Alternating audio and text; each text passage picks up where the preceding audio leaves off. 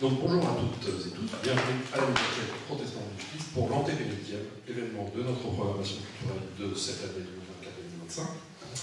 Il nous reste encore deux conférences à venir, l'une ce jeudi, donc après-demain, à 18h, en lien avec notre exposition actuellement en cours qui s'intitule Étudier l'hébreu à Strasbourg au temps de la Réforme, et qui sera, donc conférence qui sera ici, et qui sera précédée à 17h d'une visite commentée de l'exposition par le conférencier qui n'est autre que le commissaire scientifique de l'exposition, à savoir Eran Chenui, maître de conférence en philologie biblique de la faculté de théologie protestante de l'UNISTRA. Donc pour faire court, étudier l'hébreu à Strasbourg au XVIIe siècle, jeudi 17h, visite commentée. Et puis mardi prochain, 10 juin, à 18h, également nous accueillons Blanche Walter pour sa biographie d'Hélène Schweitzer-Breslau, donc l'épouse d'Alain Schweitzer, parue aux éditions La Nuée Bleue, donc conférence dans le cadre de notre cycle Albert Schweitzer 2025. Donc ça c'est le mardi 10 juin à 18h.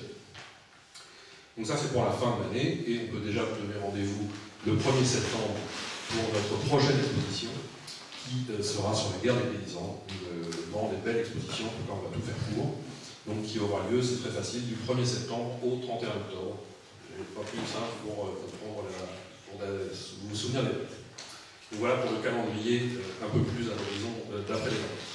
Mais pour l'heure, nous accueillons ce soir, et je crois que c'est une première pour une conférence de la médiathèque, 4 pasteurs de l'UEPAL, pour une rencontre autour du dernier numéro de la revue Ressources, donc revue portée conjointement par l'UEPAL et les BUDEF. Il s'agit du numéro 21, paru en avril, sur un thème particulièrement d'actualité, choisir la paix, et je ne vais pas dérouler des éléments d'introduction plus sur ce thème. Voilà, les 4 conférenciers présents sont les plus compétents pour le faire. Donc je les remercie très chaleureusement d'être présents ce soir. D'abord les 3 contributeurs du numéro donc, qui sont dans le numéro que vous avez trouvé sur nos chaises. Et je remercie également Bettina Chaler, qui donc est l'apport inédit de cette conférence, comme on a désormais l'habitude de les organiser pour les soirées ressources, en invitant un ou une intervenante extérieure au numéro. Et enfin, je profite de cette occasion pour remercier très chaleureusement Guy Pierre Gallière, pasteur de l'UEPAL et responsable de la revue pour la partie UEPAlienne, donc Alsace-Moselle, qui va bientôt prendre un repos presque repos, bien mérité. Et donc je le remercie d'avoir accepté avec enthousiasme de prolonger la revue par les soirées ressources à la médiathèque protestante du Christ. Et donc je laisse désormais la parole à Frédéric Dongloff, pasteur de l'UEPAL, qui contribue au numéro par 2 articles et qui va modérer les discussions de cette 4e soirée ressources. Bonne séance.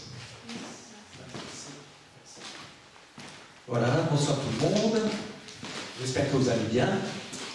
Alors le thème de ce soir, c'est la paix, choisir la paix. Nous pourrions dire aussi la paix dans tous ses états. Actuellement, on parle beaucoup de paix, c'est un peu à la mode. Beaucoup l'appellent de leur vœu, la paix, mais on a l'impression que peu la pratiquent. Et lorsque j'ai pensé à la paix, cela m'a rappelé un cartoon, un dessin animé dans ma jeunesse. Peut-être que vous l'avez vu aussi, il s'agissait de Will le coyote, qui courait après ces oiseaux un peu bizarres qui s'appellent les pipis.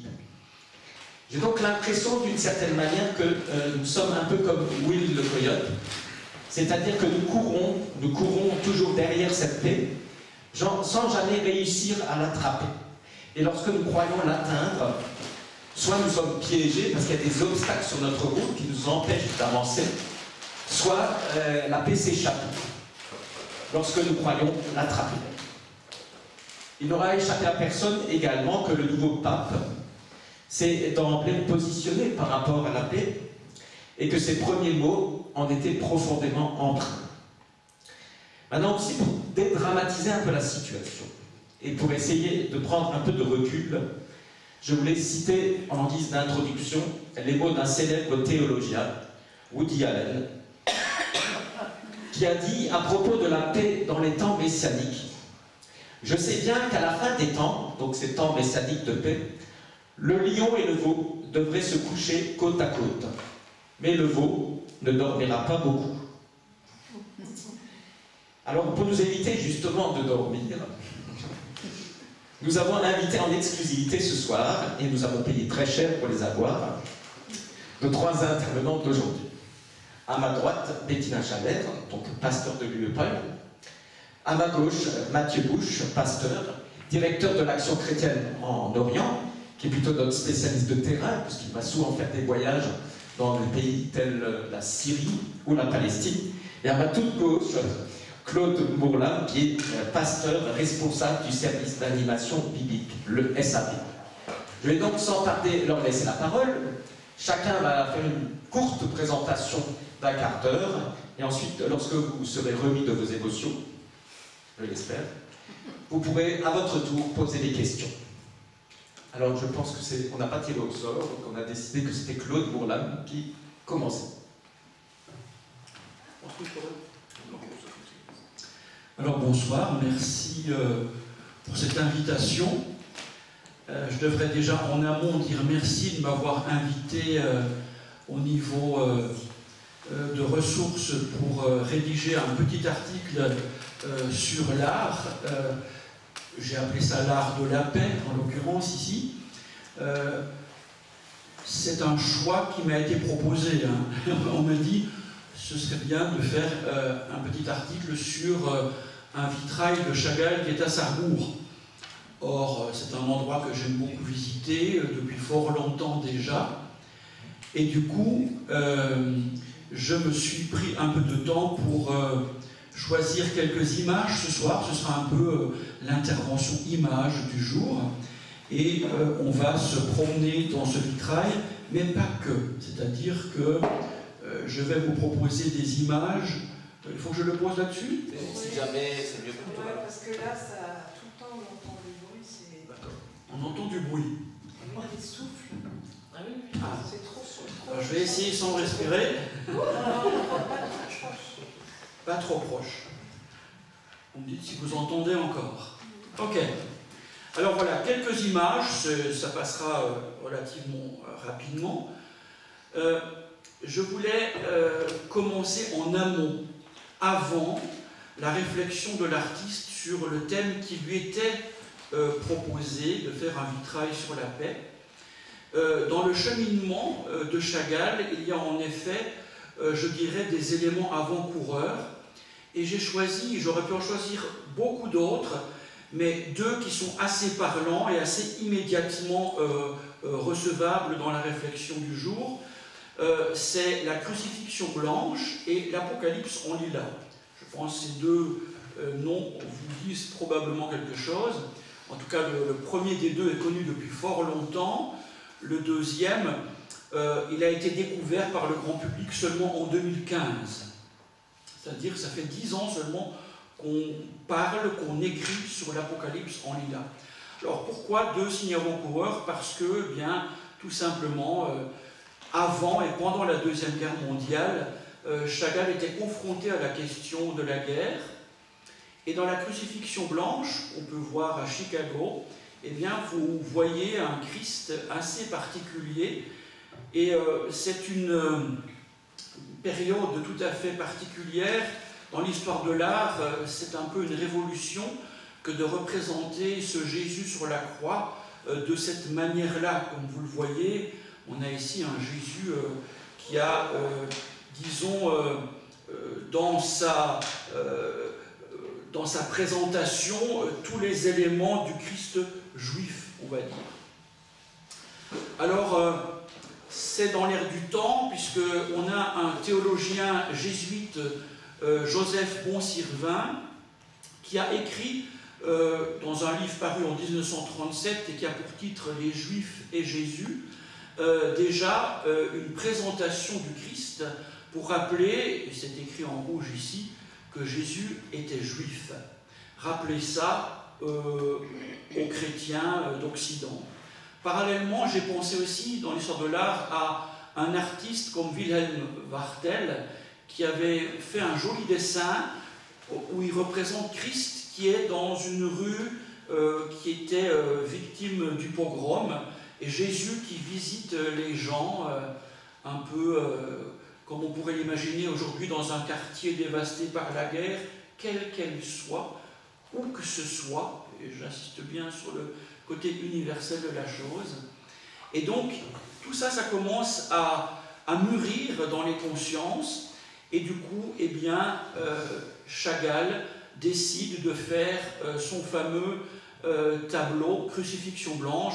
On repère le juif errant ici, la nuit de cristal ici, une Torah qui est sauvée par là, des gens qui partent en bateau, les maisons qui sont retournées, enfin tout un contexte de guerre où Chagall doit dire que quelque part cet antisémitisme primaire dans cette époque-là pourrait bien trouver des éléments pour l'éradiquer, en partie du moins, si on rappelait à certains soi-disant chrétiens que Jésus était juif. Alors l'Apocalypse, on lit là, en 2015, j'ai eu l'occasion d'aller voir ce tableau à Bruxelles. Il venait directement des États-Unis et on commençait à enfin parler de ce tableau. On a un Christ qui cette fois-ci est tout nu sur la croix, et surtout au pied de la croix, vous avez un personnage assez particulier, une petite moustache, un petit signe ici qu'on va regarder de plus près, et on voit qu'il y a comme une sorte de rappel d'un motif que tout le monde connaît, à savoir la croix gammée. Et c'était l'idée de présenter donc le mal absolu en lien avec la crucifixion, donc faire le lien entre Hitler et la souffrance du Christ. Alors, je ne vous lis pas tout ce qui est écrit ici sur les diapositives. Je pense que, en tout cas, ces deux étapes-là avaient quelque part préparé mentalement Chagall à la réflexion sur guerre et paix. Et il était un des premiers heureux à pouvoir revenir en France, puisqu'il avait trouvé refuge aux États-Unis pendant la Deuxième Guerre mondiale, parce que pour lui ça correspondait à une terre de paix. Et donc il a pu revenir s'installer dans le sud de la France, à Saint-Paul-de-Vence, que vous connaissez probablement comme joli lieu de villégiature. Et donc il se trouve que dans les années 70, donc, eh bien, le maire de la ville de Sarrebourg, qui était aussi Premier ministre, et ceci explique cela, va demander en haut lieu qu'on lui trouve une solution pour eh bien, pallier à un problème important, c'est que la chapelle des Cordeliers, elle a tout un pan de mur qui est vide, et la solution qui va être trouvée via le ministre de la Culture, c'est de demander à Marc Chagall de faire un immense vitrail. C'est le plus grand vitrail de Chagall, 12 mètres de haut par 7,50 mètres de large. Ça vous fait quand même pas loin d'un 90 mètres carrés. Vous voyez, de quoi faire un petit appartement en vertical. Et on est toujours subjugué quand on entre dans cet endroit par la lumière et le spectacle vertical qui est imposant de par sa taille.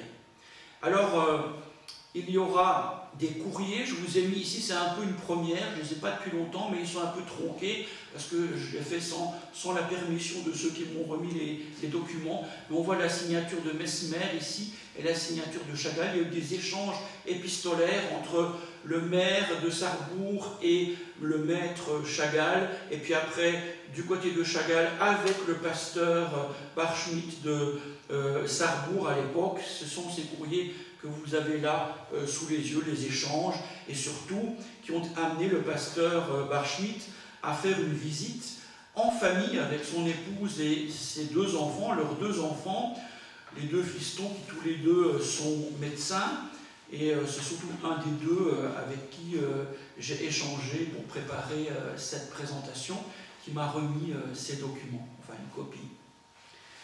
Alors comment le thème de la paix est abordé sur ce vitrail?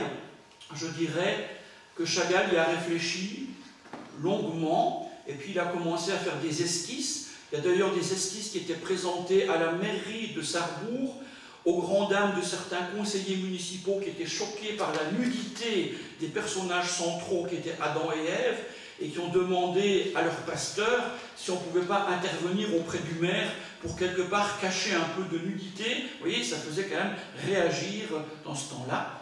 Mais ce qui est intéressant, c'est que sur ce tableau, en lien avec la paix, il y a d'un côté les promesses que l'on peut lire chez le prophète Ésaïe, qui ramènent à la paix, une certaine forme de paix, et puis des paroles du Christ ou une action symbolique du Christ, enfin différents éléments qu'on va observer maintenant d'un petit peu plus près.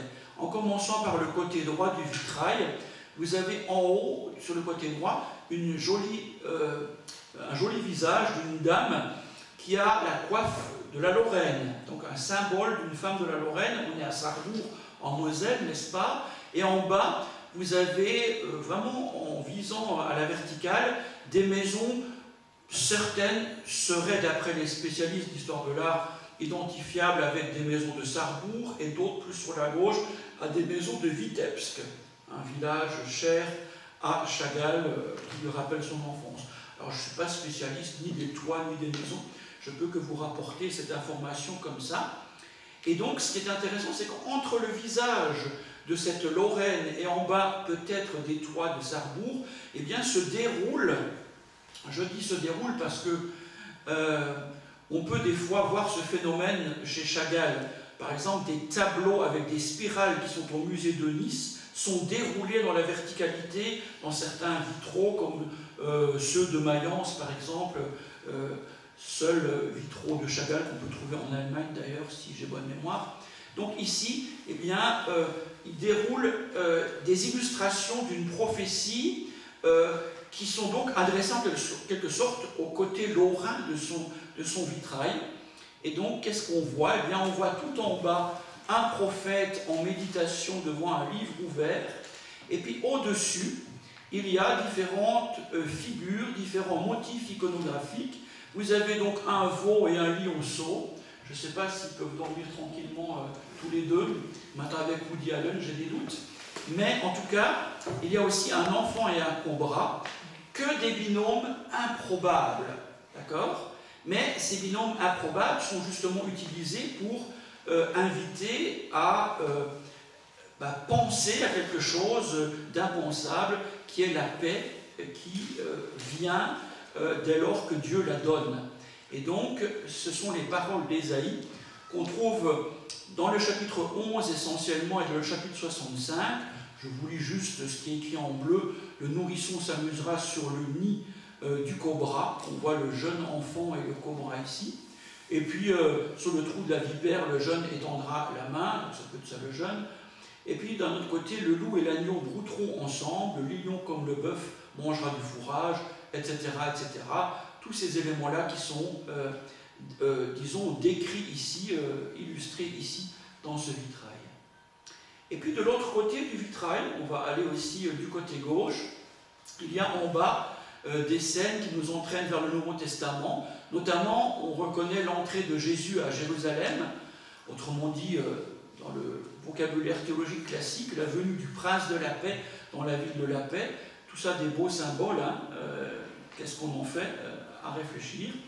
Et le tout dans la présence anachronique du roi David jouant d'un instrument à cordes. Vous allez le voir ici, il y a David qui joue de la musique pour accompagner Jésus qui entre à Jérusalem. Au-dessus, un peu plus haut, toujours sur ce même vitrail, on peut admirer deux parties distinctes.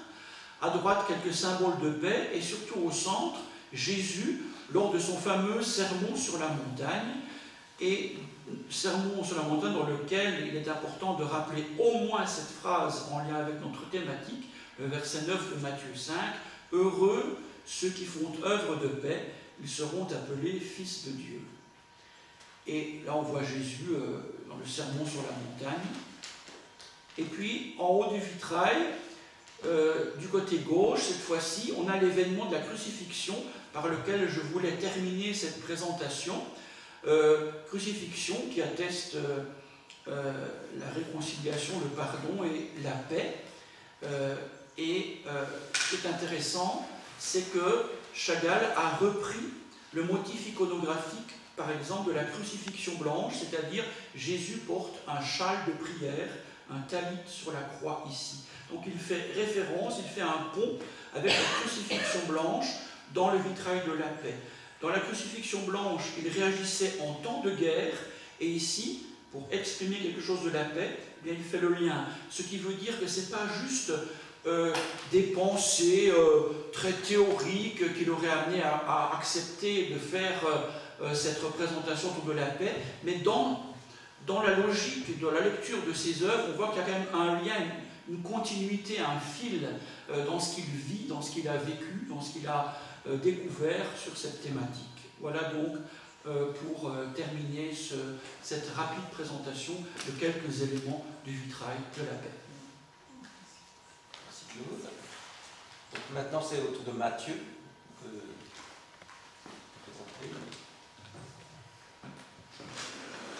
Je ne sais pas comment il faut imaginer les transitions.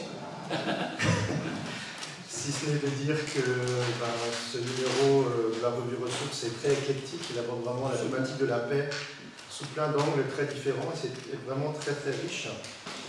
Alors il m'a été demandé en fait par Guy Pierre de pouvoir demander un article à un pasteur syrien.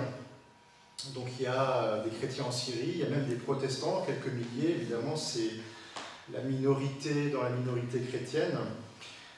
Ce pasteur s'appelle Khallah Atala, il est pasteur à Latakia, c'est une ville sur la côte de la Méditerranée. Il est pasteur adjoint, c'est encore un jeune pasteur, il travaille avec un collègue plus expérimenté. D'ailleurs son collègue que je connais très bien s'appelle Salam Anna, et Salam ça veut dire la paix. Et c'est aussi un peu comme ça que démarre l'article. L'article s'appelle « Enraciner la paix en Syrie », ça semble un peu vraiment utopique comme ça. Évidemment, vous avez tous en tête la guerre qui a démarré en 2011 et dont les conséquences aujourd'hui sont vraiment encore énormes. Et on n'est pas toujours pas dans un statut de paix en Syrie actuellement. Vous avez suivi aussi le changement de régime en décembre dernier, avec maintenant un nouvel homme fort au pouvoir qui est issu du monde islamique, ex-djihadiste, etc. On ne sait pas très bien vers quoi va aller ce pays, vers quel type de régime et quelle sera la place laissée aux minorités, notamment chrétiennes. L'article a été écrit en début d'année, en janvier, donc à peu près un mois et demi après le changement de régime, mais avant les massacres qui ont eu lieu en mars, avec des personnes de la minorité alaouite, c'est une religion à part qui, dans la population qui appartient à cette religion, était un peu la base de l'ancien régime, du régime de Bachar el-Assad. Donc il y a eu des actes de vengeance, et justement dans cette région de Latakia, où cette population est très présente, c'est un peu ses origines. Voilà, de 1400 personnes ont été massacrées, beaucoup de civils comme ça, simplement parce qu'ils appartenaient à cette minorité, et voilà, donc femmes, enfants et tout ça. Et des chrétiens à côté, certains ont été touchés aussi, mais voilà, donc minorité visée. Et puis il y a d'autres minorités, c'est un pays très, très divers. La Syrie, il y a aussi eu des combats avec des Druzes, qui sont encore une autre religion. Voilà. Les Druzes et les Alaouites sont vaguement liés au monde musulman, chiite, mais voilà, des religions spécifiques. Et ils peuvent être considérés comme hérétiques par des fanatiques djihadistes et autres. Alors voilà, demander à un pasteur dans cette situation d'écrire un texte sur la paix, ça vraiment enracine le propos. Et ce qu'il fait au début de son article, c'est qu'il parle effectivement de la salutation en arabe. Quand on se rencontre, on dit salam ou salam alaikum, etc. Salam, vous connaissez ça. Donc on prononce la paix évidemment. Dans le quotidien, le mot de paix est tout le temps prononcé, mais en fait, en Syrie aujourd'hui, il n'y a pas de paix. Il y a un pays détruit, il y a un pays qui était sous sanctions économiques, elles sont encore là, elles vont être levées. Et donc il y a une sorte de guerre économique où les gens ne peuvent pas recréer un petit business, ils ne peuvent pas reconstruire leur vie parce que voilà, ils ne sont pas connectés au commerce international. Et donc il y a un sentiment, voilà, il y a le pays qui est en partie détruit, il y a les relations sociales qui sont détruites avec tous ces déplacements de population, on ne connaît plus ses voisins, les gens ont été déplacés, il y a encore des millions de gens déplacés à l'intérieur de la Syrie. Donc il y a vraiment une situation qui n'est pas de paix. Et dans son article, il rappelle quelque chose d'assez basique, d'ailleurs dans ton article aussi, Frédéric, tu le rappelles, c'est que dans l'idée et dans l'idéal biblique, le mot de paix, le shalom biblique, c'est pas juste l'absence de guerre, évidemment c'est une sorte de bien-être, d'enfants avec un serpent, et une réconciliation, une harmonie, une sécurité, une tranquillité, une prospérité, et tout ce qui manque en Syrie en fait, quoi. Donc comment le vivre en tant que chrétien, lecteur de la Bible, disciple du Christ, dans un contexte incertain où on ne sait pas trop si on a vraiment un avenir dans ce pays. Donc les chrétiens en Syrie, il y a une douzaine d'églises différentes qui remontent au premier temps du christianisme, des églises orientales, orthodoxes, etc. Et on estime qu'avant la guerre, il y avait un peu plus d'1 million de chrétiens en Syrie, chrétiens syriens, et qu'aujourd'hui, il y en a sans doute 4 fois moins, 300 000, 200 000, on ne sait pas. Donc déjà, il y a énormément de gens qui sont partis.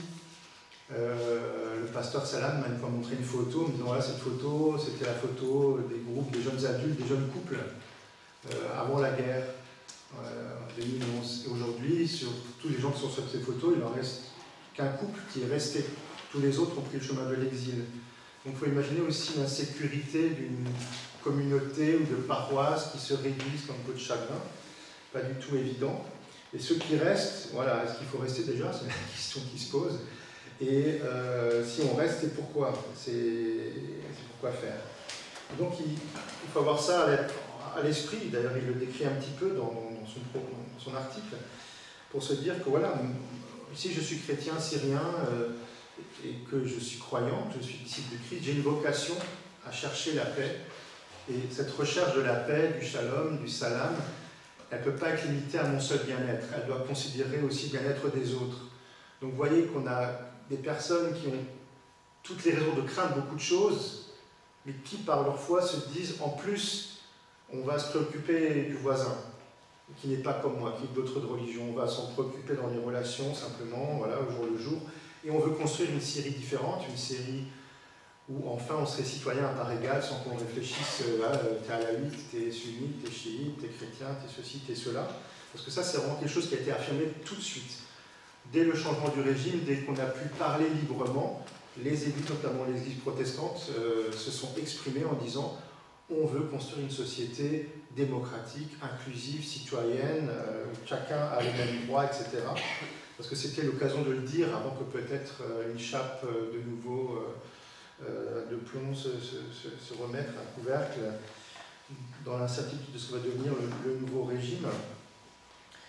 Et c'est intéressant de dire, voilà, quand il développe son propos, de dire que ça demande beaucoup de courage de rechercher cette paix. Parce qu'un des réflexes, c'est peut-être évidemment de se refermer sur soi-même, ou de partir, ou d'être un peu indifférent à l'autre dans la neutralité, ou de se soumettre, tout simplement se soumettre à ce qui va arriver sans le questionner. Et il dit qu'il faut refuser ça. Et ça demande du courage, ça demande de sortir un peu de soi. Et évidemment, il faut aussi ne pas profiter du changement de régime pour régler ses comptes. Et or, ça s'est passé en partie après qu'il ait écrit cet article. Donc trouver cette voie médiane à la suite du Christ, ça nécessite du courage, de l'espérance. Et il dit, l'espérance, c'est ce qui ne se contente pas de la réalité, c'est ce qui va plutôt vouloir créer les conditions d'une autre réalité. Et après, il donne des exemples pour finir l'article, en disant que voilà, on va essayer de construire une société civile, civique, une nouvelle citoyenneté, et donc faire du bénévolat, par exemple, avec les jeunes de la paroisse. Après les événements, ils ont essayé dans les rues, ils ont commencé à ranger, parce que plein de choses avaient été... voilà, il y avait eu des troubles quand même dans l'attaquer. S'inquiéter des voisins, s'inquiéter de qui a subi quoi, aller toquer aux portes, aller simplement recréer des liens. Un autre pasteur syrien que je connais me dit souvent, dans les guerres, il y a ce qui est détruit et ce qui est visible quand il y a des destructions. Il y a les morts, il y a les blessés, il y a les déplacés, il y a les bâtiments, etc., éventrés, tout ça on le voit. Mais la guerre détruit aussi votre intériorité, votre spiritualité, vos valeurs. Parce qu'on est soit victime de choses horribles, soit on est témoin de choses horribles, soit on est devenu acteur, et des chrétiens aussi, parce que il fallait être, voilà, quand on est jeune adulte et homme, on doit aller dans l'armée. Donc on doit aller combattre aussi, et on peut être amené à commettre des erreurs, etc. Donc comment retisser du tissu social, comment faire de la réconciliation? Ça passe d'abord par de la rencontre et du service auprès des autres. Mais c'est pas du tout évident. Ça demande du courage, ça demande de l'engagement. Ce que me disait aussi cet autre pasteur qui s'appelle Hadi, et que connaît bien aussi Frédéric, c'est que peut-être la chance des chrétiens en Syrie, c'est de n'avoir pas représenté de réel danger en tant que groupe, parce que c'était déjà une minorité désarmée. Les chrétiens, en tant que groupe, n'ont pas créé de milices qui se sont mis dans cette guerre civile. La guerre civile, c'est tout le monde contre tout le monde à un moment donné. Voilà, il y a eu des jeunes chrétiens qui ont dû aller au service militaire et se battre. Mais quand le régime de Bachar el-Assad a voulu forcer les chrétiens à faire des milices, ils ont refusé. Et ça, c'est leur chance, parce qu'ils n'ont pas fait. Il n'y a eu que quelques petits groupes d'autodéfense dans des quartiers pour voir qui rentre, qui sort. Il n'y a pas eu de groupe combattant qui a beaucoup de sang sur les mains. Donc il dit on est une proie facile parce qu'on n'est pas armé, on n'est pas organisé, on n'est pas capable d'avoir du pouvoir en Syrie. C'est notre chance, c'est notre vulnérabilité en même temps qui fait qu'on peut parler à tout le monde. On est facilement la proie de fanatiques en tant que chrétien parce que voilà, on n'a pas de quoi se défendre. Mais en même temps, s'il y a un peu d'ordre social, on peut parler à tout le monde. On n'est pas tout de suite catégorisé du mauvais côté, même si les chrétiens, en tant que minorité, ils étaient pris en otage par le régime Bachar el-Assad qui disait « je protège les minorités, etc. » contre les fanatiques djihadistes et tout. Donc voilà, quelque part, on peut, là où il y a des chrétiens, il y a une possibilité de médiation entre d'autres groupes. Ça, c'est intéressant. Et comme disait aussi Hadi, mais aussi Rekhala ou Salam, c'est disent beaucoup de gens se préoccupent de l'avenir des chrétiens en Syrie, hein, notamment à partir de l'Occident. Les chrétiens d'Orient, il faut les protéger, c'est des minorités, attention, qu'est-ce qui va leur arriver? C'est un discours qui est très présent en France aussi au niveau politique. Et ils disent, mais nous, on n'est pas une espèce en voie de disparition qu'il faut protéger. On ne veut pas être réduit à ça, une sorte de patrimoine de chrétiens musées, voilà, nos églises remontent au 1er siècle du christianisme, et tout, il faut nous mettre dans sous-cloche. Non, nous, on veut être des citoyens engagés de notre société. On veut agir pour les autres, on veut transformer notre société. Si on reste en Syrie, c'est pour ça. C'est pas juste pour tenir les murs ou ouvrir des vieilles églises et ainsi de suite. Et à l'Action chrétienne en Orient, c'est ça qu'on soutient. On a plusieurs initiatives d'églises protestantes en Syrie qui sont adressées à toute la population et qui passent par les soins. Voilà. Donc, par exemple, la paroisse protestante syrienne arabophone d'Alep a créé une clinique en 2019 avec pas mal de spécialités médicales. Donc il faut imaginer une petite paroisse, hein, vraiment une petite paroisse, et puis on traverse la rue, il y a l'église d'un côté, de l'autre côté, voilà, ils ont loué des pièces, ils ont transformé ça en cabinet médical avec plein de spécialités. Il y a un médecin neurobiologiste de la paroisse qui gère cette clinique, et elle est ouverte à tous, elle est ouverte aux chrétiens comme aux musulmans, comme n'importe quelle personne d'Alep. Et ils disent, ben en fait, en faisant ça, on offre aux personnes des choses qui leur manquent, puisqu'il y a tellement de centres de soins qui ont été détruits, il n'y a pas assez de services pour les soins de santé en Syrie dans la situation actuelle. Donc voilà, les gens viennent parce qu'ils ont besoin de soins, de médicaments, et puis c'est quasiment gratuit. Mais on guérit aussi le corps social. Les gens se rencontrent dans la salle d'attente, les gens créent des liens, les gens se retrouvent, qui vous êtes, où est-ce que vous venez, tiens, vous êtes dans ce quartier, ah moi aussi, etc. Donc c'est vraiment aussi pensé comme ça. Dans une autre ville, à Homs, toujours en Syrie, le pasteur qui s'appelle Adon Naaman, ceux qui connaissent leur Bible, Naaman le Syrien, c'est le même nom, ils ont mis en place aussi quelque chose de plus modeste, parce qu'ils avaient moins de moyens, mais ils ont mis en place une aide à l'obtention de médicaments. Avant, en Syrie, avant la guerre, médicaments, c'était comme chez nous avec les sécurités sociales, c'était facile d'accès. Aujourd'hui, c'est compliqué, il y a des pénuries, ça coûte trop cher, avec tout le déclin économique, la dévaluation. Enfin, les gens, en moyenne, ils gagnent 15 € par mois en Syrie. Il faut au moins 60 € pour être juste au seuil de pauvreté par personne. Donc, voilà, ils ont mis en place en fait une aide où les personnes, n'importe lesquelles, chrétiennes, musulmanes, viennent et peuvent demander une sorte de subvention pour acheter leurs médicaments. Et ils viennent avec leur prescription médicale. Après, on contrôle qu'ils ne les revendent pas ailleurs, qu'il n'y ait pas de trafic. Il y a un médecin de la paroisse qui vérifie tout et qui fait ça très bien. Et ils m'ont dit, ben, dans la paroisse, il y avait des gens que ça énervait que ce soit aussi accessible aux musulmans. Qui ont dit, mais ils n'ont jamais rien fait pour nous, ou pourquoi est-ce qu'on s'occupe d'eux, nous on a tellement de problèmes, chacun chez soi, et puis voilà, chacun sera bien gardé, etc. Et le pasteur s'est vraiment fâché, il a dit, non, ça c'est pas suivre le Christ. Et on a vraiment besoin de recréer du lien.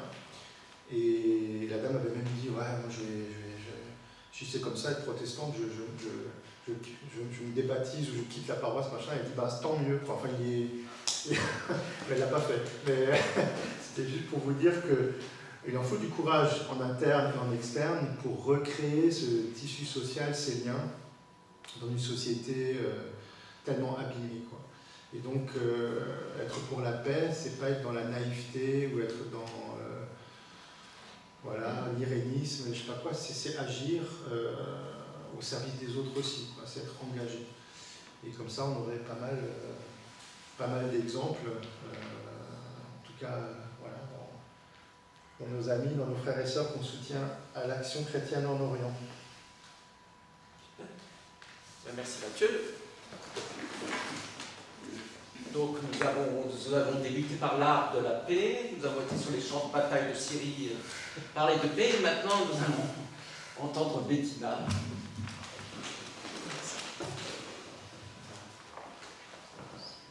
Alors, à quel titre effectivement, je prends la parole simplement parce que les églises protestantes, enfin l'Église protestante unie de France et l'UEPAL, ensemble dénommé Communion protestante luthéro-réformée, avait souhaité dès 2022 organiser un forum sur Israël et la Palestine, un forum destiné aux membres des trois églises.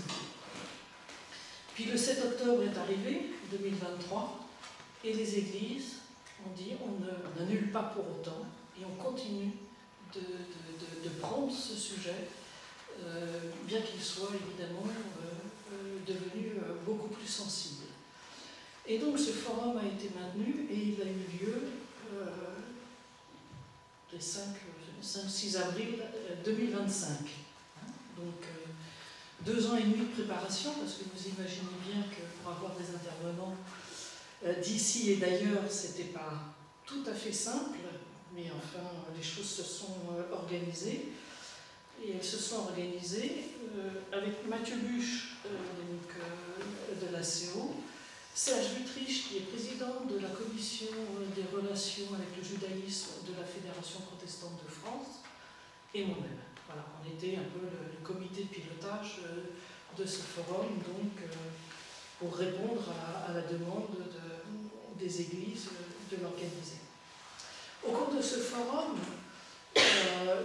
qui s'est tenu il y a finalement 2 mois, les participants ont pu faire une lecture différents temps. C'est un forum qui s'est tenu quand même sur 3 jours, donc très dense, en interne. On logeait sur place pour permettre aux gens d'avoir des entretiens informels en dehors des lieux, des temps dédiés aux interventions différentes. Et donc, chaque participant a eu l'occasion de faire une lecture un peu rétrospective de son lien propre, personnel, avec le judaïsme, du fait de sa propre histoire. Entendre des intervenants à la fois palestiniens et juifs, entendre des personnes vivant à Jérusalem et engagés dans un travail de réconciliation. Ils ont pu aussi entendre, pour approfondir l'histoire de ce territoire, entendre le professeur Jean-Pierre Filiu, et ils ont pu se rencontrer entre eux et échanger des points de vue autour de textes bibliques et théologiques. Les 2 présidents de l'Église étaient là à l'époque, Emmanuel Sebolt et Isabelle Gerbert. Et évidemment, ont été encouragés à continuer la réflexion et même à prendre position. Il y a eu une demande très forte des participants du forum, qui étaient à peu près autour de 75 personnes, à ce que les églises prennent position. Et finalement, eh bien, ça a produit du fruit, puisque les 3 églises, voilà, les 2 églises d'Alsace et de Lorraine et l'Église protestante unie de France viennent aujourd'hui même de produire un communiqué commun sur la situation en Israël et en Palestine. Je crois que Angèle, Angèle, mais en tout cas le document vous sera donné puisque là on est vraiment dans une actualité tout à fait chaude par rapport à ce communiqué. Sans compter évidemment toutes les questions qui se posaient aux participants, comment continuer, comment œuvrer, chacun respectivement dans son église, pour continuer le débat, pour se parler, parce qu'entre chrétiens, il est bien évident que tout le monde n'a pas les mêmes positions, le même rapport à Israël, et donc qu'il est important d'en parler ensemble. Donc c'était un forum au contenu très riche, dont l'émotion n'était pas tout à fait absente, vous pouvez bien l'imaginer. Il y avait une charge affective et une charge théologique évidente, mais qui a pu se tenir dans le respect des uns des autres, voilà, sans dérapage, hein, j'ai envie de dire ça, sans explosion de la part d'une personne ou d'une autre. Alors c'est évidemment un forum qui n'a pas pu répondre à toutes les questions, parce que ce genre d'échange génère d'autres questions, et donc il faut continuer à cheminer, mais il s'est voulu vraiment comme un éclairage sur la complexité de la situation dans cette partie du monde hautement symbolique. Alors la question de la guerre, au fond les chrétiens se sont depuis toujours posé la question de la guerre. Hein, y a-t-il des guerres justes? Hein, c'est un peu sous ce thème-là que s'est interrogée la tradition chrétienne. Et donc vous pourrez aussi vous saisir à la fin de ce petit flyer produit par l'UEPAL et aussi les PDF, hein, la guerre juste, point d'interrogation. Guerre juste, point d'interrogation, c'était que, quand est-ce que ça a été publié, Guy Pierre? Ça, c'était bien avant encore. Hein. C'est écrit, oui, largement. Alors, de côté. Voilà, c'était un petit peu pour dire, c'est une question qu'il faut prendre en charge comme chrétien, de se poser la question de la guerre juste, hein, dans le volume de ressources. Frédéric Rognon envisage différentes sortes de paix d'un point de vue politique, hein, sur la base des travaux d'un professeur italien spécialiste des relations internationales. Hein, et il va parler de la paix d'hégémonie, la paix d'équilibre, la paix fédérative, la paix confédérative, la paix de directoire, donc des mots, on est plus dans le terrain politique, hein, auquel il ajoute personnellement la paix sociétale. Mais auparavant, il avait donc produit ce petit texte, Guerre juste, point d'interrogation, déjà bien avant. Hein, peut-on parler d'une guerre juste? Alors, vous le lirez, c'est parfaitement limpide, en arrivant au fait que, finalement, les théologiens parviennent à la conclusion qu'il n'y a pas de guerre juste. Il y a parfois des guerres nécessaires, mais pas de guerre juste. Et au fond, peut-être que ce positionnement est d'autant plus amplifié qu'aujourd'hui, la guerre a changé dans ses modalités, dans ses moyens techniques, dans la façon de se faire. Et donc, il est encore plus difficile, on va dire, l'art de la guerre change, si on peut dire comme ça, puisque c'est quand même une expression qu'on a employée dans les siècles précédents. L'art de la guerre est modifié par les nouvelles technologies, la notion de limite n'est plus la même, puisqu'on voit bien qu'il n'y a plus de limite, quelque part, dans la guerre. Le droit international n'est pas respecté, donc tout ça, ça provoque des émotions particulières. Mais puisque finalement il est question de paix, donc vous voyez, du même auteur, hein, la question de la guerre, la question de la paix. Voilà, ça permet aussi d'avoir quelque chose de cohérent de la part de Frédéric Rognon. Mais puisqu'il est question de paix, moi finalement je me suis demandé quelles étaient les conditions souhaitables finalement pour bâtir la paix. Quand je dis souhaitable, c'est très prudent, hein, parce que c'est pas gagné qu'elles soient toutes réalisées de manière parfaite, mais au fond, quelles sont ces conditions pour tendre, alors là, non pas vers une guerre juste, mais vers une paix juste.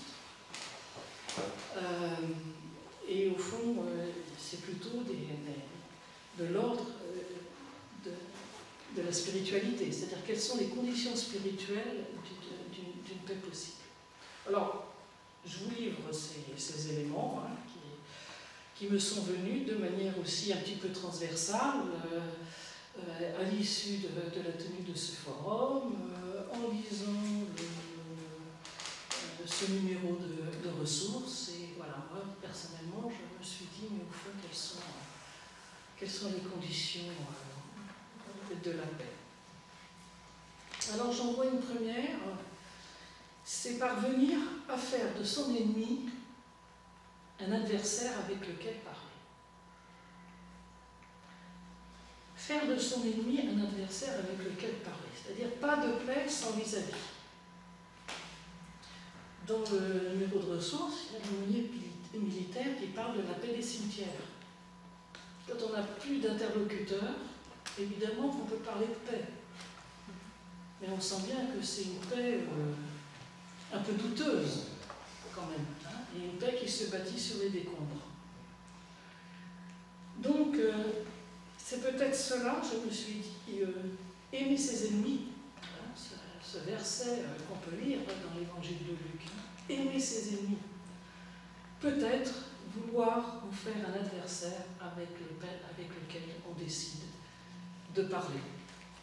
Alors évidemment, en temps de guerre, cette paix des décombres, elle est radicale, mais nous pouvons avoir aussi dans notre quotidien une paix un petit peu du même ordre que j'appellerais la paix des chiens de faïence, hein, où on reste indifférent à l'autre. Hein.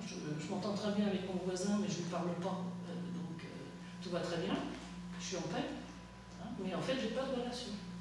Voilà. Donc c'est important de se poser ces questions-là, où on atteint une certaine tranquillité, mais non pas sur la base d'une construction, d'une relation avec l'autre, mais sur la base d'un anéantissement de l'autre ou d'une ignorance de l'autre.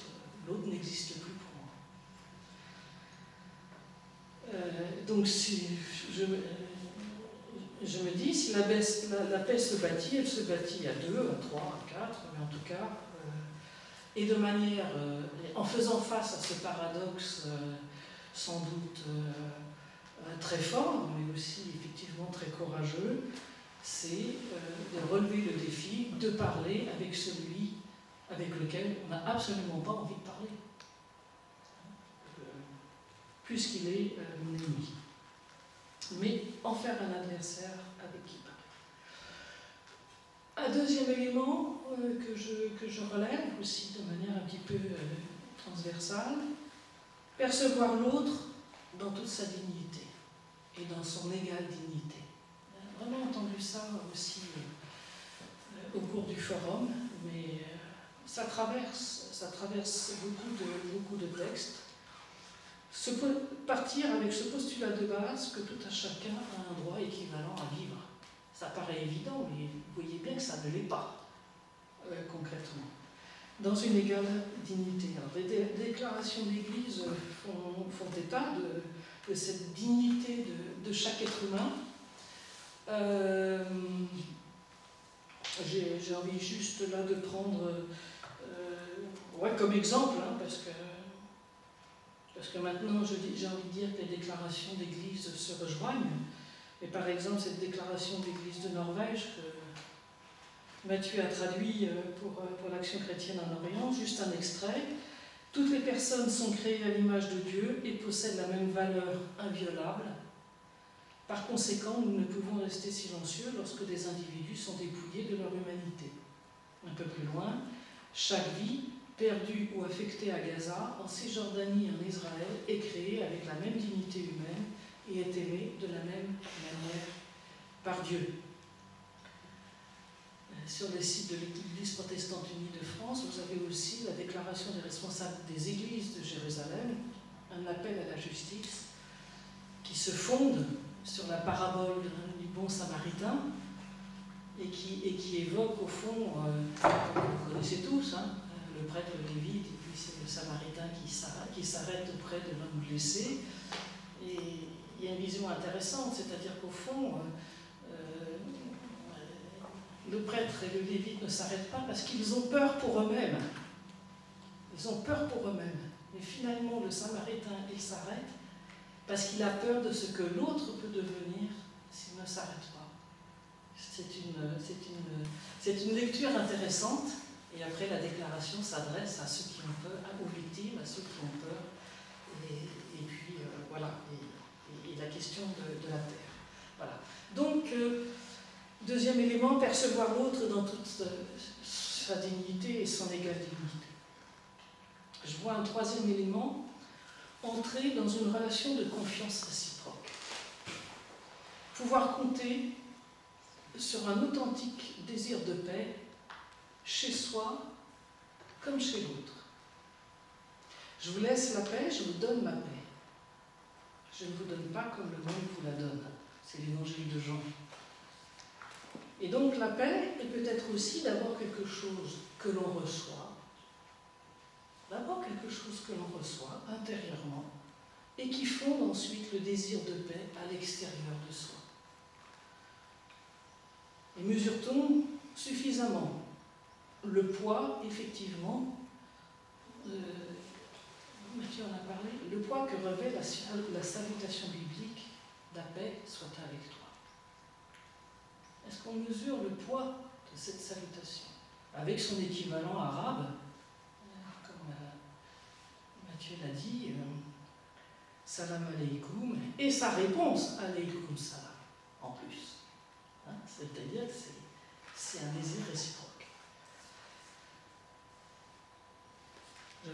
J'avais pensé aussi effectivement à la déclaration du pape Léon, mais voilà, shalom quand même, ça, c'est quand même quelque chose de très profond dans le langage biblique, mais pas seulement dans le langage biblique, hein, dans l'espérance que ça contient pour soi et pour l'autre. Donc vouloir la paix, eh bien, je pense qu'on peut en parler comme d'un chemin de conversion intérieure, véritablement de se convertir soi-même à la paix pour la vouloir chez les autres. Et donc ça implique aussi de soi-même, de remettre son propre désir de paix dans la prière pour qu'elle soit vivifiée par la parole de Dieu. La volonté de paix aussi chez l'autre, eh bien, lui accorder le crédit ou le bénéfice de ce désir authentique de paix. Après, évidemment, quand on rentre en dialogue, le dialogue éprouvera la sincérité de ce désir de paix, chez l'un comme chez l'autre, mais peut-être partir avec ce crédit confiance que l'on fait à l'autre. Quatrième point, rechercher la vérité. Il me semble qu'il y a un point très très important dans cette construction de la paix, c'est établir les faits d'histoire spécifiques qui lient les interlocuteurs et en mesurer leur portée. Mesurer leur portée. La vérité, même historique, comporte toujours une part de subjectivité et l'importance accordée à tel ou tel événement n'est pas la même selon les interlocuteurs. Certains événements peuvent être passés sous silence ou minimisés quand d'autres sont particulièrement mis en exergue. Et donc là, je crois qu'il y a vraiment quelque chose d'important. L'occultation de l'histoire fait mal à ceux qui l'ont vécu. Quand les événements qui ont posé des traumatismes ne sont pas portés à leur juste valeur, ça fait mal à ceux qui l'ont vécu. Donc la recherche de la vérité oblige à penser l'histoire dans un temps long, au-delà des événements qui occupent l'espace dans le présent. Et je pense que la recherche de la vérité fait œuvre de justice. Elle rend justice, l'histoire rend justice à ceux qui sont passés par ces événements en reconnaissant la réalité des faits.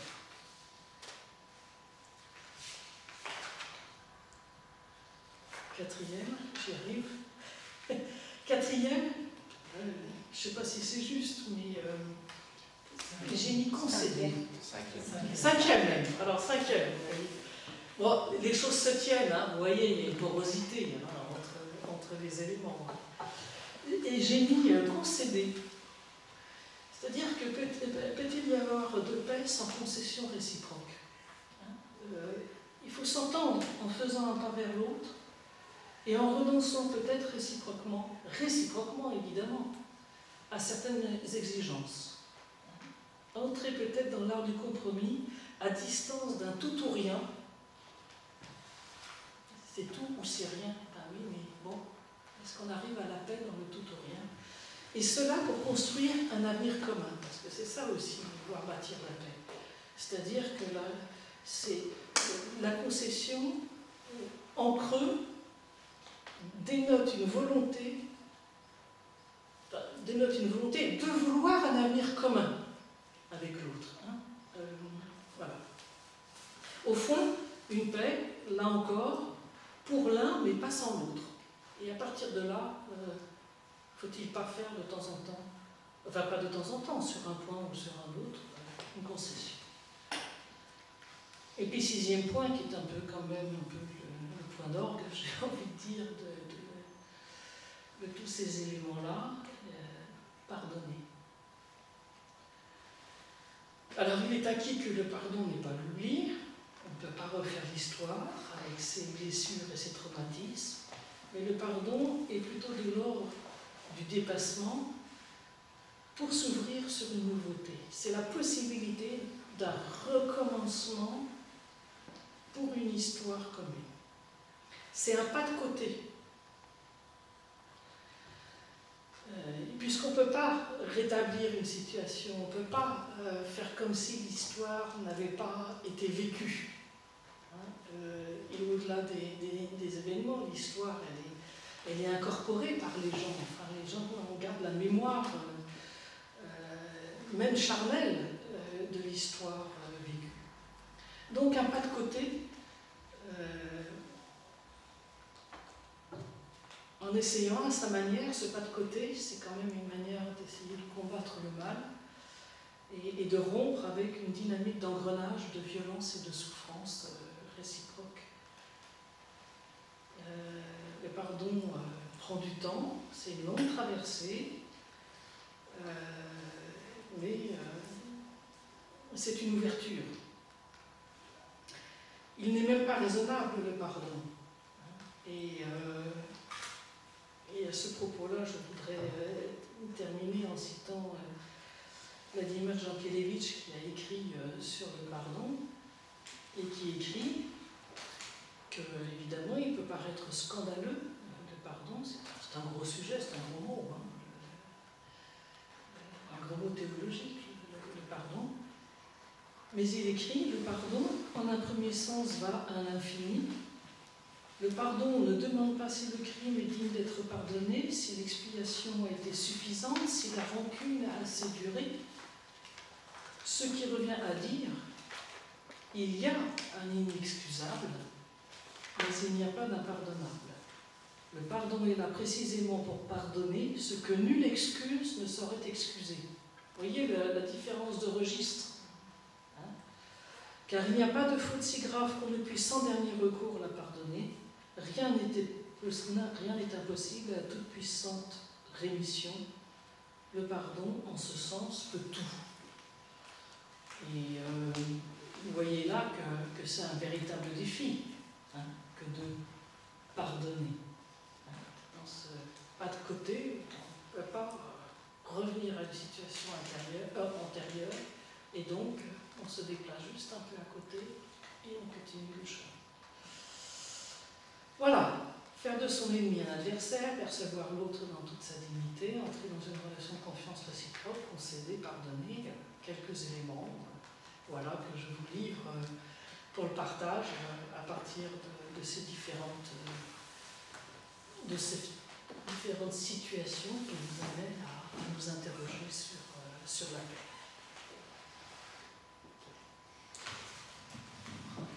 Juste signaler quand même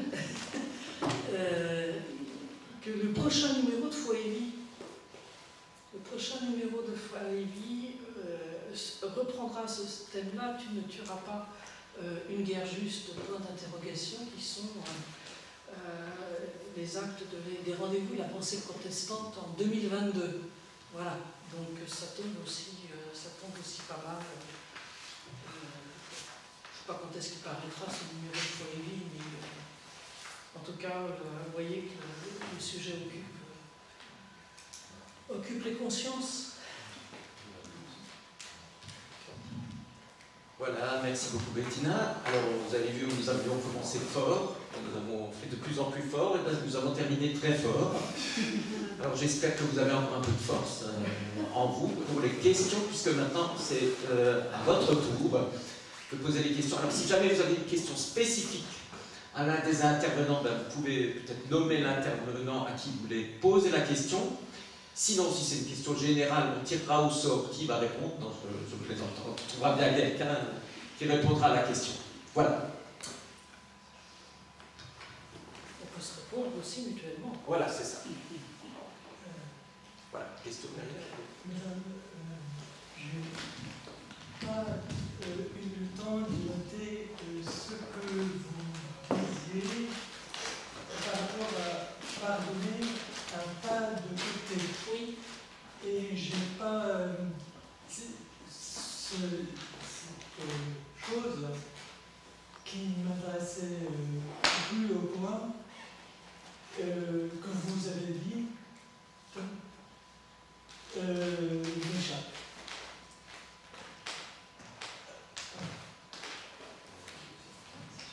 Un pas de côté. Un pas de côté dans le sens où, quand on ne peut pas faire revenir l'histoire, et qu'on garde en mémoire même ses blessures, comment est-ce qu'on s'en sort? Je pense, par exemple, on peut prendre un tout autre exemple. Je me souviens d'un article que j'avais lu, dont vous avez tous entendu parler, je pense d'ailleurs. Cet article de cet homme qui avait perdu sa fille aux attentats du Bataclan à Paris. Et qui avait écrit un article « Vous n'aurez pas ma haine. Vous n'aurez pas ma haine. Non seulement vous m'avez pris ma fille, mais vous n'aurez pas ma haine. » C'est ça le pas de côté. C'est-à-dire, au fond, d'essayer de se reconstruire, sachant que, voilà, on ne peut pas revenir en arrière, on ne peut pas rétablir la situation, il n'y aura pas forcément de réparation à la hauteur de ce que la personne a vécu dans son traumatisme, alors on fait un pas de côté et on continue de vivre, on essaie de se reconstruire une vie sur autre chose que sur l'illusion de pouvoir rétablir une situation qui ne peut pas se rétablir. Voilà. C'est ça l'histoire du pas de côté. Et j'avais été très impressionnée par ce témoignage. Et on entend des gens comme ça, hein, qui ont perdu quelqu'un, et dire, mais qui ne veulent pas vivre rongés par le sentiment de haine, par le sentiment de vengeance, parce que ça les ronge de l'intérieur, tout simplement, et qui s'en sortent en faisant ce pas de côté, en disant, bon, voilà, c'est arrivé, et je continue à vivre, et de manière authentique en fait. voir la vie derrière la mort, en fait. Et, voilà, c'est peut-être pas le mot qui convient, pas de côté, je sais pas, il faut peut-être en trouver un autre. Vous avez dit quelque chose en rapport avec le pas de côté qui était Un peu rapide. très bien et moi je me souviens. D'accord. Pourriez-vous peut-être retrouver dans vos notes? Qu'est-ce que j'ai dit? Parce que je ne dis pas tout forcément ce que j'écris. Il faudra revoir la vidéo. On aura la vidéo. Un point en arrière sur la vidéo. Oui, j'avais mis, qu'est-ce que j'ai dit là? Le pardon est plutôt de l'ordre du dépassement de l'histoire, hein, d'un dépassement.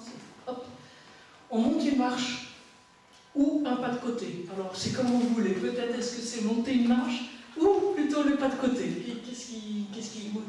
Prenez ce qui vous parle le mieux. Hein, voilà. Voilà, est-ce qu'il y a encore une question? Oui, là, il y a deux questions, peut-être monsieur derrière, trois. Ah, les trois non.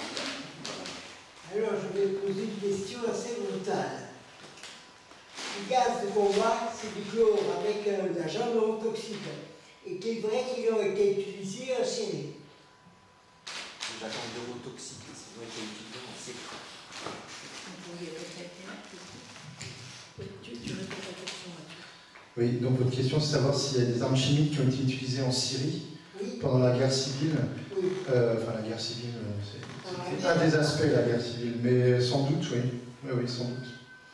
Bah, enfin, moi, je ne suis pas On ne spécialiste. sait pas qui a utilisé ça. Bah, apparemment, le régime de Bachar el-Assad a utilisé l'arme chimique à un moment donné. Ça avait été au centre aussi de polémiques mondiales parce que c'était la ligne rouge pour le gouvernement des États-Unis de l'époque, avec Barack Obama, qui s'apprêtait à frapper la Syrie, suivi par la France, et finalement s'est rétracté.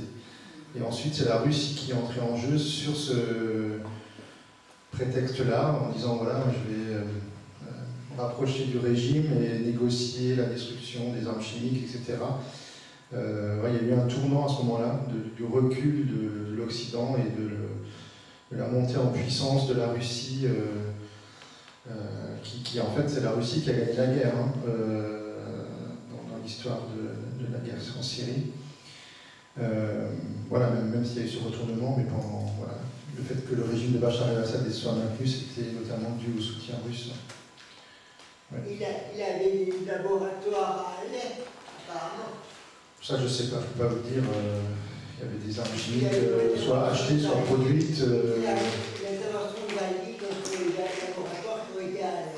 Il y a eu en tout cas, l'utilisation de ces armes ont été utilisées dans la banlieue de Damas, dans ça s'appelle la Ghouta ou la Ghouta orientale, c'était l'ancienne oasis autour de Damas, dans un des quartiers, ouais. Et après, il y a eu plusieurs autres cas, dont certains ne sont pas très clairs. Mais, il y a eu beaucoup de victimes. Oui, malheureusement.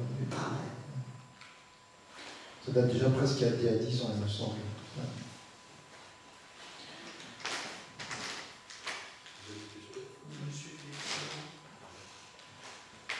J'ai l'impression qu'on veut, comme résultat, avoir un paix entre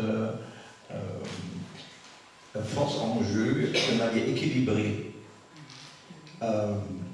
C'est pas dit, mais je dis, j'ai l'impression que c'est ça à la fin des procédures que vous avez évoquées. Mais historiquement, souvent, ce n'est pas le cas. Hein? Donc la Deuxième Guerre mondiale, c'était pas la paix entre les parties équilibrées, hein, heureusement. Non. Sinon, on ne parle ici tout allemand. Donc, est-ce que pour avoir la paix, il ne faut pas parfois avoir de l'anéantissement dans des forces en jeu? Donc, ce qu'on fait, ce qu'on voit actuellement en Ukraine et en Russie, actuellement, ils se battent jusqu'à l'épuisement, probablement. Donc, je pense que cet aspect de force n'est pas des capacités d'action n'est pas évoqué dans ce que vous avez dit, mais c'est dans la politique actuelle, pas uniquement actuelle, mais dans la politique, c'est très très important.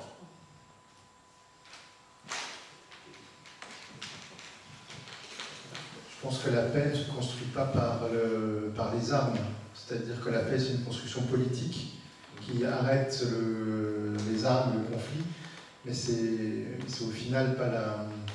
On distingue toujours en fait l'arrêt des combats qui est une chose, une trêve, un cessez-le-feu, etc., ou une armistice, et en fait la paix véritable c'est ce qui va se construire dans des traités, dans des relations, etc. Donc on peut, si on reprend votre exemple de la Deuxième Guerre mondiale, pour moi la paix serait synonyme de la construction européenne, de la recherche de la paix en Europe, après des siècles de guerre mondiale et d'autres avant, etc. Plus que la défaite de l'Allemagne. Ça veut dire que, d'ailleurs souvent on dit que la Deuxième Guerre mondiale s'est enracinée dans la première, parce que le traité de Versailles était tellement écrasant que, voilà, est-ce que c'était vraiment quelque chose qui a favorisé la paix? Alors, il y a sans doute d'autres facteurs, bien sûr, mais peut-être que là, si on souhaite encore croire, je pense qu'il faut encore croire à la construction européenne, le fait qu'on se donne d'autres, voilà, dans les relations diplomatiques, politiques, internationales, on se donne d'autres visions, quoi. Une vision de coopération pour ne pas retomber dans des rapports de force uniquement. Et ce qui, moi, m'effraie un peu, et je pense pas mal de monde, c'est le fait de redécouvrir, là, avec la guerre en Ukraine, mais aussi avec d'autres conflits dans le monde, que le droit international qu'on a bâti après la Deuxième Guerre mondiale et qui a quand même assuré une régulation de pas mal de choses, pas partout dans le monde, mais qui a quand même contenu beaucoup de choses. Il y a quand même proportionnellement moins de conflits après la Deuxième Guerre mondiale que pendant des siècles avant. Ben là, on est en train de saper les valeurs, les bases du droit, que ce soit en Ukraine, que ce soit à Gaza, que ce soit aussi dans les gouvernements populistes qu'on observe un peu partout sur la planète, dans des démocraties voilà, où cet horizon disparaît, et c'est plus des rapports de force, c'est des rapports de 1 contre 1, voilà, si je suis plus fort, je négocie en position de force, et puis tu acceptes, mais si après-demain c'est moi qui suis plus fort, alors j'impose ceci, j'impose cela, et on redémarre sur vraiment des intérêts de chaque pays contre d'autres, et voilà, bon ben, on peut très bien analyser ce qui passe au Proche-Orient comme ça aussi. Par exemple, hein, la Syrie, là, est très affaiblie, forcément, et qui a profité du changement de régime? C'est d'un côté la Turquie au nord, de l'autre côté Israël au sud-ouest, et qui essaye d'avoir chacun leur influence sur ce qui va se passer en Syrie. Et les Russes qui avaient la mainmise avant, ben, ils sont hors du jeu, l'Iran est hors du jeu, le Hezbollah est hors du jeu. Et donc on a vraiment comme ça des jeux de pouvoir qui peuvent redémarrer sur d'autres guerres, parce qu'il n'y a pas une structure politique qui permet d'inscrire une vision de paix dans la durée avec des choses qui soient justes. Peut-être la paix juste, c'est une paix construite sur de la justice. Et ça, c'est pour le Proche-Orient, on en est loin, quoi. Ça devrait être, à mon avis, fait partie de la réflexion des églises. Ah, bien sûr, oui. Et j'ai l'impression, je ne suis pas là-dedans, j'ai l'impression que cet aspect un peu plus cru et n'est pas vraiment touché parce qu'on ne sait pas comment traiter.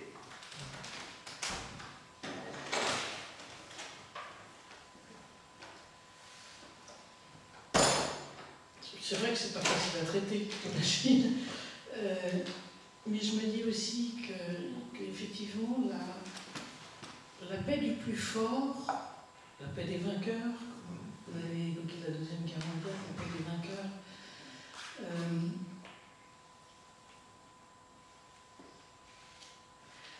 je pense qu'il y a une question de temporalité.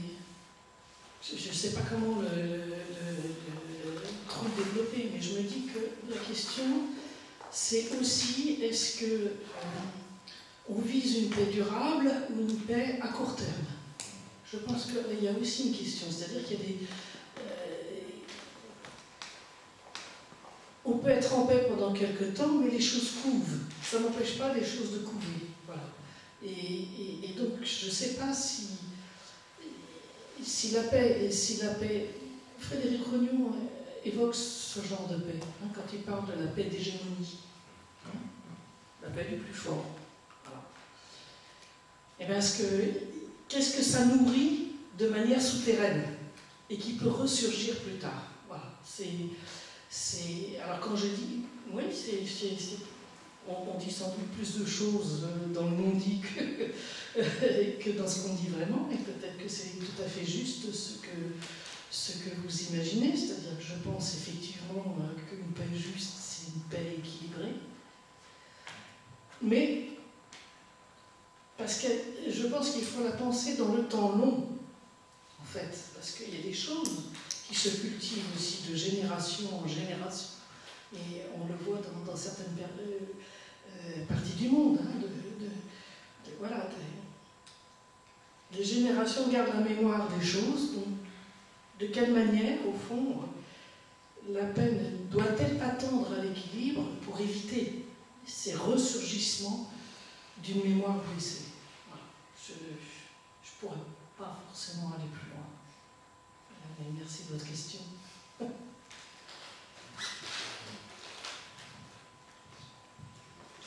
Merci à tous pour vos interventions. Alors moi, c'est au niveau de la notion de guerre juste et guerre nécessaire, mais dans le climat syrien. C'est-à-dire, est-ce que... Alors, je sais pas, j'imagine peut-être qu'il y a des réflexions théologiques qui se font sur ce domaine-là par les différents pasteurs ou même les différents chrétiens en Syrie. Et je me demandais, est-ce que le climat de tension qui est actuellement favorise certaines tendances théologiques, par exemple, je ne sais pas, un refus radical de l'épée, comme chez les anabaptistes, ou au contraire, peut-être l'émergence de courants de pensée qui encourageraient ou qui ferait la promotion de guerre juste ou de guerre nécessaire, ou est-ce que c'est un peu... ou alors est-ce que c'est un désordre complet? Je ne sais pas, peut-être que vous avez évoqué... Il y a des situations que vous avez évoquées qui peut-être... je ne sais pas si ça donnerait des éléments de réponse, par exemple, le fait que vous disiez qu'il y a certains jeunes qui font leur service militaire. Est-ce qu'on a certains pasteurs qui sont opposés complètement à ça, certains représentants du culte de manière générale qui sont complètement opposés à ça, ou alors qui n'y voient pas de problème, ou alors est-ce que cette question-là est laissée à la conscience de chacun? Je ne sais pas. Sacrée question, ouais. Alors là, j'essaie de trouver dans ma mémoire, parce que je discutais avec des pasteurs syriens de la notion de guerre juste, je ne crois pas. On essaye toujours de comprendre quelle est la logique géopolitique, parce que finalement, les chrétiens en Syrie ont été plutôt ballottés par ce qui se passe. C'est-à-dire que quelque part, la plupart des Syriens, en fait, aussi, sont dépossédés de maîtriser leur présent et leur avenir. C'est ça ce qui s'est passé dans ce genre de guerre. Quand on n'est pas dans un groupe armé, là, les autres ont subi, et puis ont subi la loi de celui qui règne sur mon territoire, que ce soit le gouvernement entre guillemets légitime, ou des groupes de rebelles, ou des groupes djihadistes, islamistes, etc. Donc, je sais que les pasteurs ont plutôt une attitude par rapport à la guerre et à la violence, comme quoi c'est pas ça qui va résoudre les choses, quoi. Donc, soit dans un sens ou dans l'autre. Après, la question de la construction, elle est vraiment compliquée parce que c'était sous la construction, donc sous l'ancien régime. Hein. Là, dans le nouveau régime, je pense que c'est uniquement les troupes anciennement djihadistes qui ont été reconvertis en armée nationale. Donc je ne sais pas comment ça se passe, je ne suis pas sûr qu'ils aient remis en place un service militaire obligatoire, j'avoue que là, je pense encore trop tôt. Et en tout cas, ce que je peux vous dire, c'est dans les troupes locales du nouveau régime, enfin il y a différentes troupes, hein, il y a différents groupes, et ceux qui ont commis les massacres, par exemple, c'est encore des gens qui sont étrangers, qui sont venus faire le djihad en Syrie, qui parlent à peine arabe, et à qui on a dit, ben ceux-là c'est des hérétiques, allez régler le problème là-bas, l'attaquer, et puis qui tout à fait voilà, ont commis des crimes de guerre pas possibles, qui savaient qu'il y aurait l'impunité. Donc après, il y a pas mal de jeunes hommes, chrétiens et pas chrétiens, parmi les réfugiés, qui sont partis pour ne pas faire leur service militaire. Beaucoup. Hein, pourquoi? Parce que c'est la plupart du temps des hommes et des jeunes hommes qui sont partis, parce qu'ils ne voulaient pas être pris dans un camp ou dans l'autre, et qu'ils voyaient que c'était une guerre interminable, qu'ils allaient peut-être y passer, que les conditions en plus en tant que soldats appartenant pas à l'unité d'élite ou je sais pas quoi, mais c'est un peu conscrit, ben, c'était des conditions tout à fait misérables. Hein. Les gens ils faisaient la raquette au checkpoint, moi je l'ai vécu plusieurs fois, souvent pour se nourrir. Je veux dire, c'était une armée en lambeaux, mais il fallait la faire. Donc des gens se cachaient, des gens se disaient moi je le fais parce que comme ça on n'embête pas ma famille, parce qu'il n'y a pas de conséquences, parce que voilà. Et d'autres l'ont dit je le fais parce que de toute façon les djihadistes en face, s'ils gagnent, nous on y passe tous en tant que chrétiens. Donc il y en a qui se sont dit c'est mon devoir. Vous voyez, il y avait différentes situations. Je sais en tout cas que du côté des pasteurs et des interlocuteurs, il n'y avait pas de jugement par rapport à ceux qui choisissaient le chemin de l'exil. Il y avait toujours cette idée de dire on veut garder le maximum de personnes en Syrie, dans nos communautés chrétiennes. On bosse à fond pour faire des choses pour les jeunes, pour faire des choses pour trouver du travail, ceux qui n'ont pas de travail, pour ceux qui sont dans la misère, de les aider. Voilà. Donc beaucoup de diaconie, beaucoup de rencontres, beaucoup de choses pour garder une vie de communauté vraiment forte. Mais voilà, ceux qui veulent partir, quelle que soit la raison, on ne les jugeait pas. On dit, ben voilà, on reste en contact, peut-être même on va les aider, voilà, mais c'est sûr que c'était une position tout à fait ambiguë des églises dans l'Ancien Régime, parce qu'à un moment donné, la rébellion s'est islamisée très très vite avec des sponsors des pays du Golfe, de la Turquie, du Qatar, tout ce qu'on veut. Et il n'y avait pas de place, à un moment donné, au bout de quelques mois de révolution pacifique, et on voulait changer les choses, on voulait dégager Bachar el-Assad, et il y avait des mouvements démocratiques, mais souvent les têtes étaient à l'extérieur, et puis en fait, les têtes pensantes, quoi, et puis tout d'un coup, ça s'arme, et puis il y a le financement de tous ces pays qui financent différents groupes, et chacun voilà, on sponsorise, voilà, la rébellion, on la militarise, et là les chrétiens n'avaient plus de place, c'était très clair pour eux. Et donc ils se sont retirés, soit dans la discrétion, en disant ben voilà, on ne peut pas continuer avec là-dedans parce qu'il n'y a pas de place dans leur Syrie islamique, hein, les djihadistes pour les chrétiens. Soit ben oui, le régime nous sauve des autres. Et c'est compliqué à dire, et ça c'était compliqué dans beaucoup d'interlocuteurs de dire ben on sait que notre régime c'est le pire du monde, on sait que c'est corrompu totalement, on sait que c'est pas la démocratie, on sait qu'il y a des prisons, ça torture, mais les autres en face, ben, on n'a pas d'avenir avec eux. Là on est protégé entre guillemets, même si c'est... Et donc c'était une position ambiguë, et les églises pour survivre ne pouvaient pas... comment dire, il y avait une liberté de culte sous Bachar el-Assad, mais une liberté de culte sans critique du régime. Dès qu'on critiquait, qu'on soit même de son groupe d'appartenance, à la lutte, qu'on soit chrétien, machin, il y en avait aussi plein dans les prisons. Il y en a plein qui sont passés dans les prisons, dans les tortures, etc. Mais en tant que, voilà, si on veut simplement exister en tant qu'église, machin, on ne pouvait pas être critique du régime, en fait. On ne pouvait pas être critique ouvertement. Après ce qu'il disait...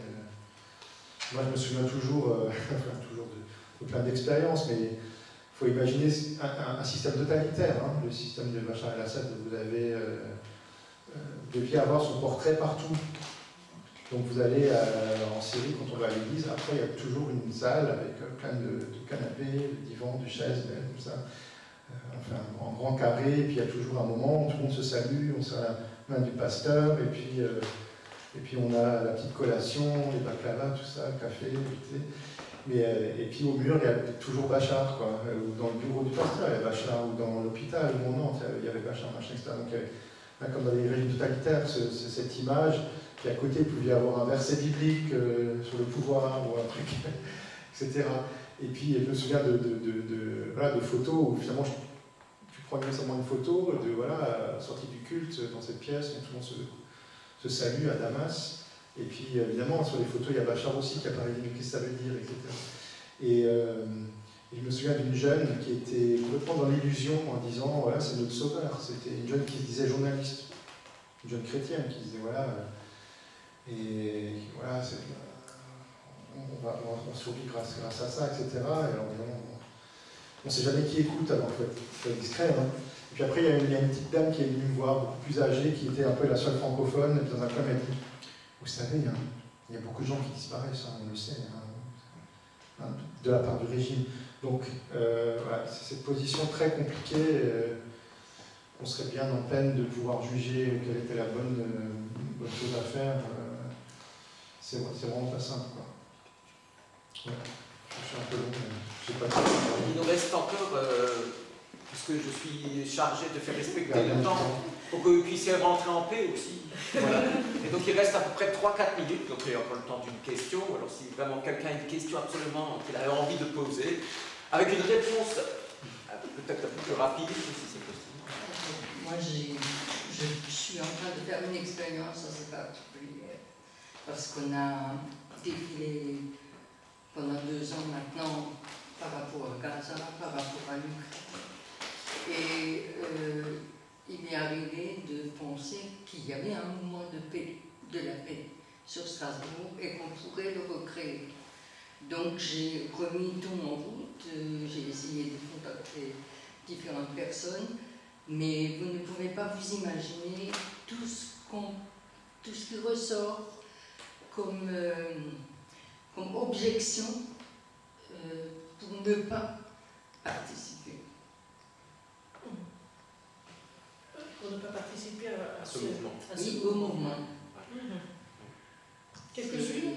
Pardon? Quelques-unes? Quelles objections? Ben, par exemple, l'équilibre.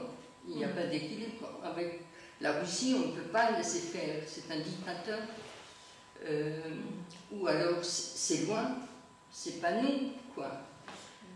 Parfois, on a l'impression que les gens ont quand même encore un très grand besoin d'être reconnus, d'être aimés, et pas beaucoup de solidarité. Et c'est parfois vraiment décevant, quoi. Merci pour ce témoignage. Est-ce qu'il y a encore une question essentielle qui vous brûle les lèvres? Sinon, il faudra vous taire à jamais. Ça serait marrant. Mais on peut encore prendre rapidement une question. Il n'y a pas d'autres questions? Ok. Donc, s'il n'y a pas d'autres questions, il me reste à remercier nos 3 intervenants. Merci beaucoup.